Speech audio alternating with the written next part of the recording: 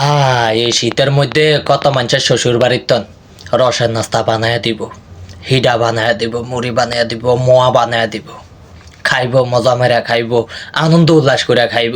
মানুষের কপাল দিছে আল্লাহ, খাওয়াই না কপাল, আনন্দ উল্লাস করে খাওয়াই না কপাল দিছে, আরাম গরম মরার কপাল দিছে। একটা শ্বশুর বাড়ি থাকলো, ফিডা হাঁটাইতো, মুড়ি হাঁটাইতো, মোয়া হাঁটাইতো, মজা করে খাইতাম, উল্লাস করে খাইতাম।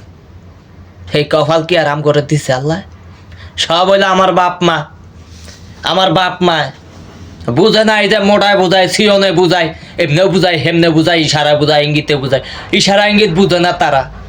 আজ যা শ্বশুর বাড়ির তন ফিডা দিত, মুড়ি দিত, মোয়া দিত, আমি খাইতাম আনন্দ উল্লাস কইরা, আপনারাও খাইতেন, আরো 10 জনের দিতেন, ভালো হইতো নাও। না, বুঝে না, হেটা বুঝবো কইতো, সব হ্যাঁ বুঝবো, সব হ্যাঁ বুঝবো।